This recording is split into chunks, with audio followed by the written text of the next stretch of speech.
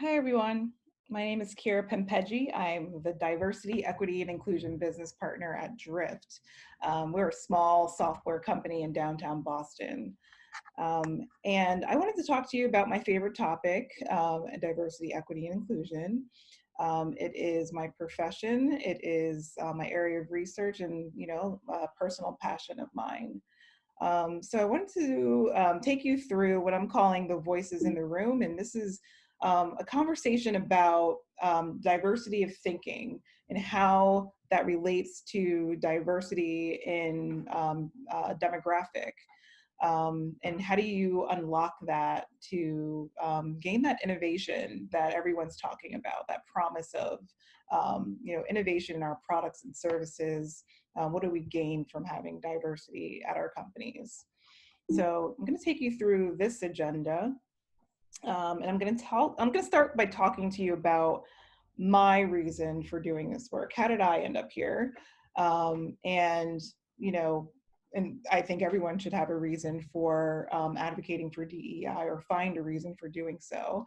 Why this matters. We'll talk about a little bit of history in the industry, and some of the drawbacks, some of the things that I think we need to work through.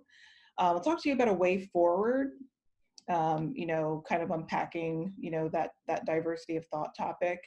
And then a call to action with, some real ways that that we that you can remember to advocate for this, to make it work. So we'll go through this, step by step. So my journey is, I was the first and only in many contexts in my life, but I got into this work because I started working at a company a few years back, where I was just blindsided by the fact that I was the only Black woman. And so, HR typically has women, and typically I am the only Black woman, but this particular company had a really large HR team, and I was not prepared for, just being the only one person on such a large team that had the same identity or came from a similar identity. And so, it impacted me. Growing up in a white suburb, I was always the only, um, sometimes the first also. But here, I joined knowing that this company had goals for hiring diversity, but it was clear to me that, the hiring is where the thinking stopped. And so here is not an actual photo. Here's an idea in my mind of what it looked like when I was on those Zoom calls with, the team, the very homogenous team, and then myself. And it was actually one specific call where I remember thinking, wow, like it really is pretty homogenous here. And not only did I, stick out, being the only Black woman, but I think I felt like a weirdo. I think people just really didn't get me. So, my experience was, sharing opinions, um, you know, having tattoos and, dressing a little differently, and, people, not responding to me during a call or cocking their heads to the side or squinting, just kind of looking confused. And I think they were just really not used to one thing. And so what I did was I found a community inside of the company, outside of my team, to find people that I could relate to. And it ended up being a Black diversity group. In tech, we call them ERGs, or employee resource groups. And that's where I really found my community and found a home. Um, and I was really surprised by the way that it changed my experience.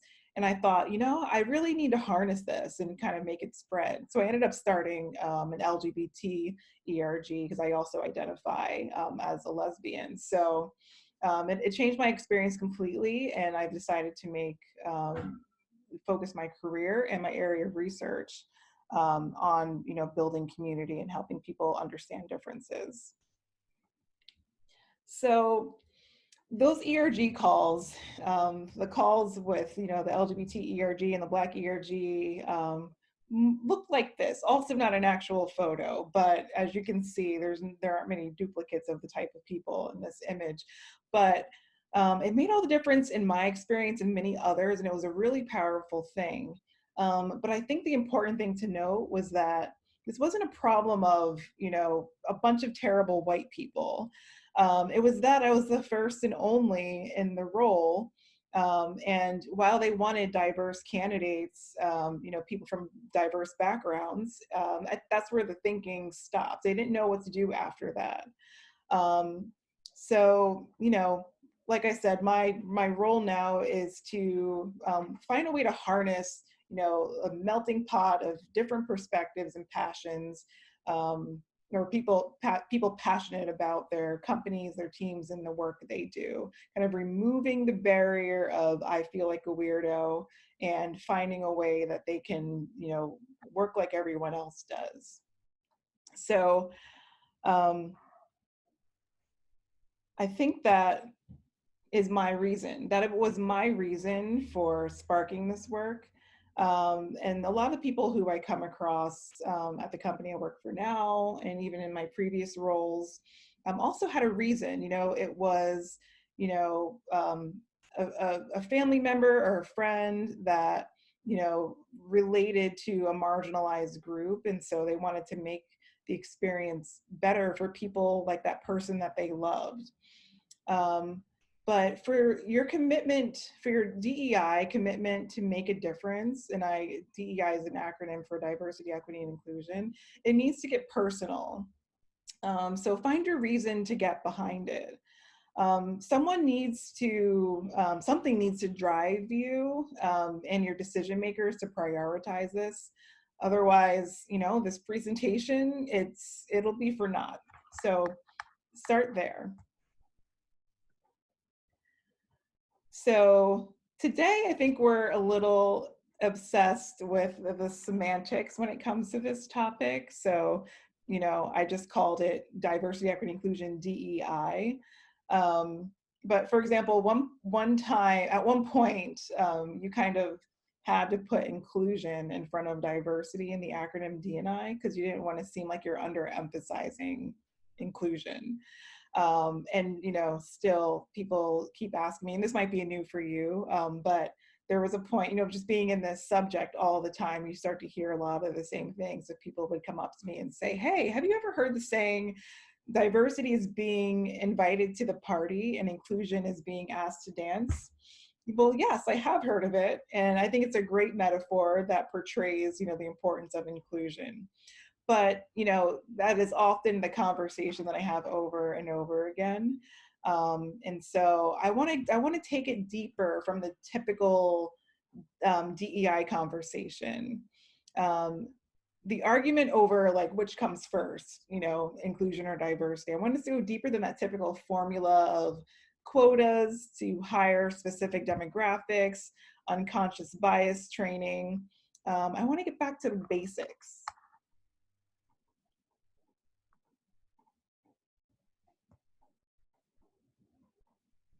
So I think that this is about group dynamics.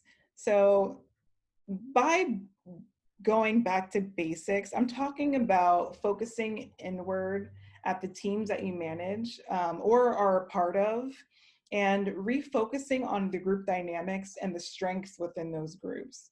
So DEI has been around for a long time, since the civil rights movement. I think the civil rights movement was DEI. But before DEI became a buzz topic a few years ago, the business case for organizations to invest in this area focused around ethics and morality. And they've always talked about innovation, but I think now companies are really realizing the promises that innovation holds or diversity holds for innovation.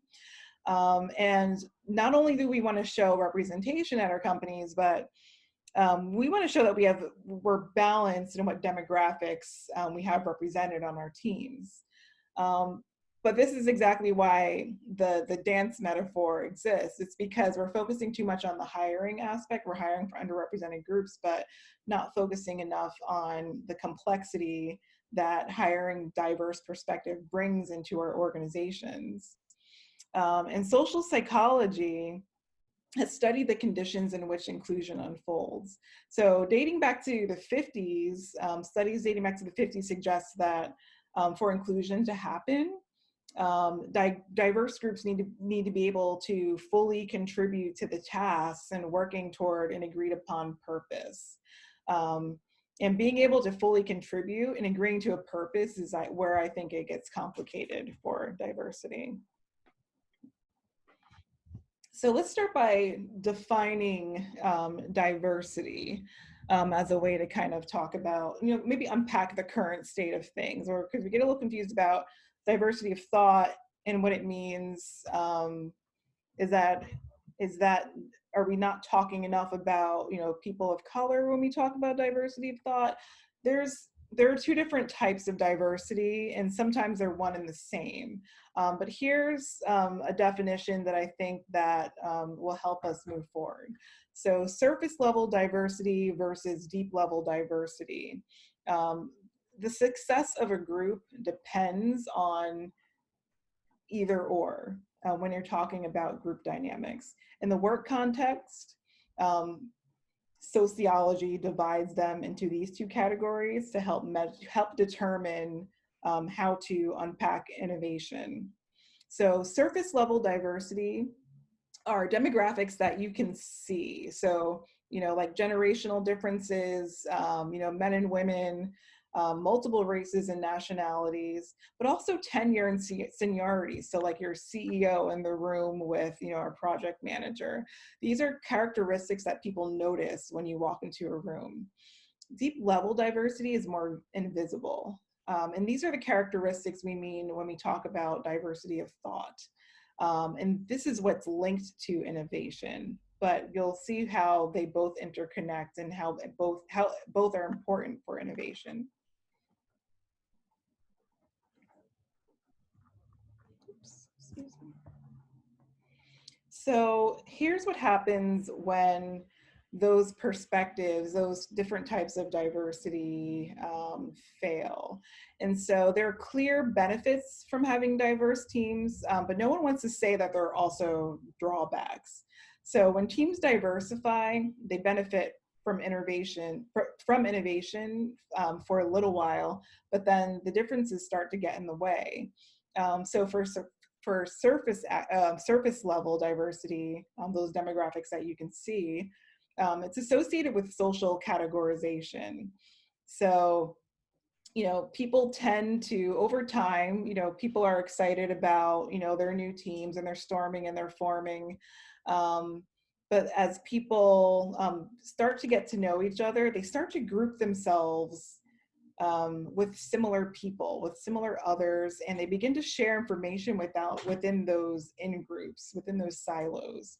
And the result is that those in the out-groups, those who weren't invited into the in-group, are left out, and other in-groups begin to form, creating a division among the team. And so the information sharing starts to get siloed.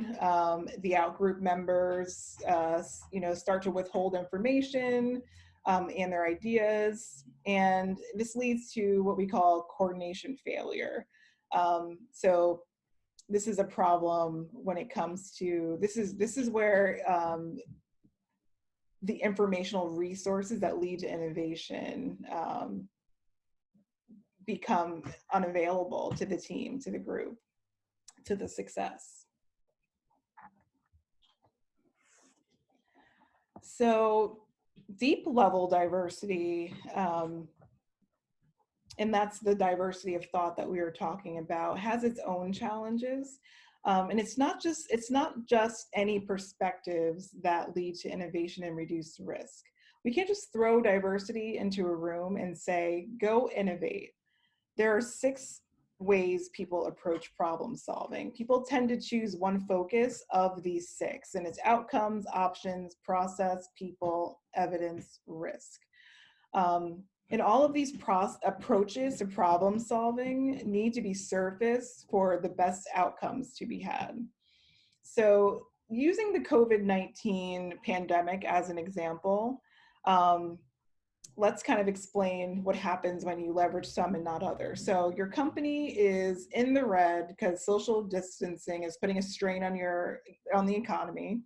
The company's executive team is in a room or on a Zoom to discuss where it will cut costs. And your CEO brings up all the options, reducing hiring, doing a layoff or furloughs, taking out a loan, and your CMO, or PPP loan, I should say, and your CMO responds with all of the potential outcomes for the business, focusing on, the positive perception of how the company handled the crisis at the end of it all, your potential position in the market in the future. But these two leaders, they usually are the ones to take the mic and set the tone for discussions. And usually what happens is that maybe because of that, the teams, they chime in with even more options and more outcomes, because that's how the CEO and the CMO defer when they're problem solving. So process, people, risk, it never comes up, and then a decision gets made without those topics being thoroughly examined. So you can imagine what happens next. We'll never know, what went on in those meetings, but I think we saw what happens when evidence and risk isn't, considered closely, when it's not closely and thoroughly considered, with Shake Shack and them taking a PPP loan and receiving public backlash for it. The point is that all of these different approaches to problem solving need enough airtime so that we're appropriately weighing benefit and risk. So when it works, companies with more races and genders have been associated with higher revenue from products and services. And companies with higher representation of managers who include women, people from different countries, different companies in different industries, are reportedly producing more innovative ideas, especially those companies that have more women as managers. So women in leadership is important. This works because in dynamics where these diverse groups interact, curiosity is stimulated, and so is conversational turn-taking. That's also enhanced, so it's a little bit more of an effective conversation. So in a successful dynamic, all of those various thoughts and perspectives are brought to the table and they're up for discussion. So here's an example of that. So take L'Oreal, the cosmetics company. Reuters named them among the top 10 companies in the world for diversity and inclusion out of 7,000 companies. And what their motto is that it's not enough to build a diverse and inclusive workforce if you don't put it to use. So they're intentional about leveraging those different perspectives that they have on their teams. And a good example of that is a research project that they like to talk about that was intended to shed light on the problems that non-white women have when they're shopping for cosmetics. A project participant, a woman with dark skin, who identified a problem she experienced in the project, and she ended up discussing how she found it a challenge to find a foundation that matched her skin tone. But she knew anecdotally that other dark-skinned women experience this. So they ended up kind of running with that idea, and then at the end of the day, the research was able to scientifically demonstrate that women of color have specific needs, and then they ended up producing product lines made specifically for women of color to serve the purpose of combating those specific needs. So being intentional about who you're putting on projects, who you're putting on within specific teams to kind of balance out the differences is a win. So let's talk a little bit about a way forward,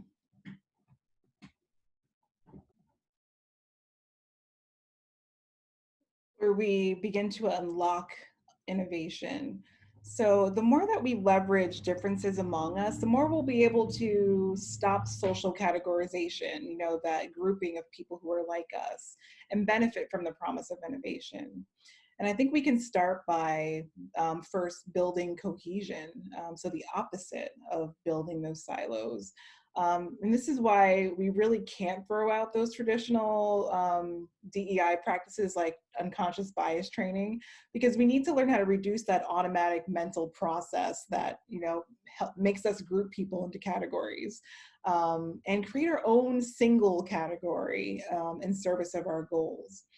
And we have to balance this with allowing for differences in perspective, because that's where it leads to all the good stuff. And so one way forward is through superordinate group identity. And this is where group cohesion comes in. Team members of groups with superordinate identities, they feel simultaneously similar and simultaneously different. So they're able to leverage those differences while at the same time not falling into the trap of social categorization. They're able to leverage those various problem solving approaches among the team, and while at the same time celebrating differences. And they're also able to leave room for a one team mentality. So the idea is that people are able to feel belonging within the team, while at the same time satisfy that need to be unique, and not, adhere to the norm, to the way that everybody else is doing things. So one way that we can get there is to start by having individuals know themselves and know their teammates and talking about that. And a lot of us are doing that. Some of us do the Myers-Briggs testing, Strengths Finder. Those personality tests are great for kind of learning where strengths are and leveraging them. But what are everyone's strengths? What are their problem solving approaches? Talk about that. And then make sure every individual can share their point of view during discussions. And so, maybe you're systematically going around the room and asking for people to share their opinion. And then the important thing here is to make sure that they're heard. So this is where, you're making sure that people aren't just, going through the motions and sharing. People aren't being talked over, they're getting their full ideas out. But we're also checking for understanding.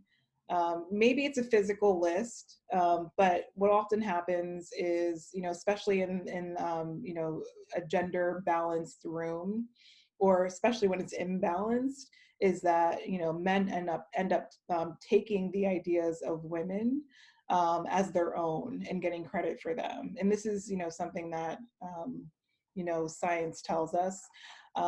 But the way that we can get away from that is by attributing those ideas to individual people.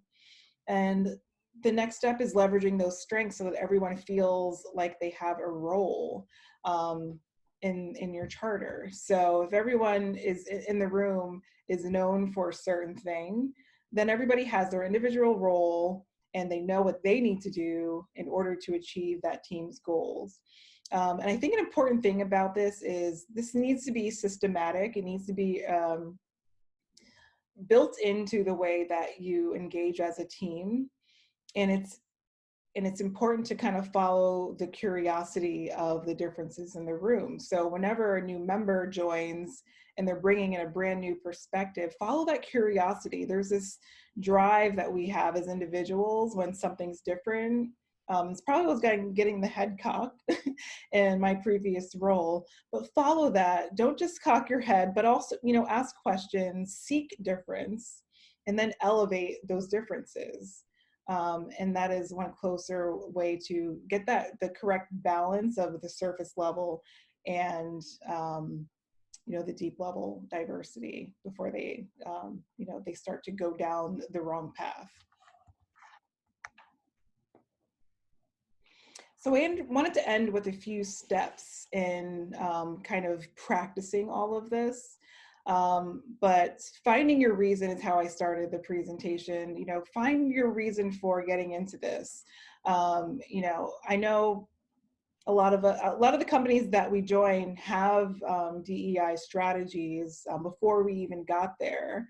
But it's often a company initiative. It's something that you're expected to get behind as an employee. And if you haven't felt like you've gotten behind it, or you know you want to help others get behind it, help them find a reason. You know, it could be a personal experience. It could be the experience of someone close to you. Build cohesion. So breaking down barriers, using the steps that I talked about. But the more that we understand about each other, the more that we'll stop, you know, filling in the blanks and categorizing people. And there's just some great ways of doing that in the moment that we talked about. And practice this daily. This is something that doesn't happen with luck. It happens because we're intentional about it. So get in the habit of, you know, finding a daily practice, and maybe it's starting to think, you know, what small act will I do today to build more cohesion and unlock innovation. And that is all that I have for you. And I really appreciate you joining this talk. You know, it's important to me, but I think it's important to a lot of people. And I would love to see more and more conversations to kind of, you know, bring more understanding about this really complex topic. It's sensitive for a lot of us because you know, we're talking about identity, and identity is a difficult thing. You know, there's a lot of trauma behind it, and there's a lot of you know, assumptions that are made. And so the more that we talk about it, the more comfortable that we'll be. So thank you. And if you'd like any references, feel free to email me. Here's my email. It's kpenpeci@drift.com. Thanks again.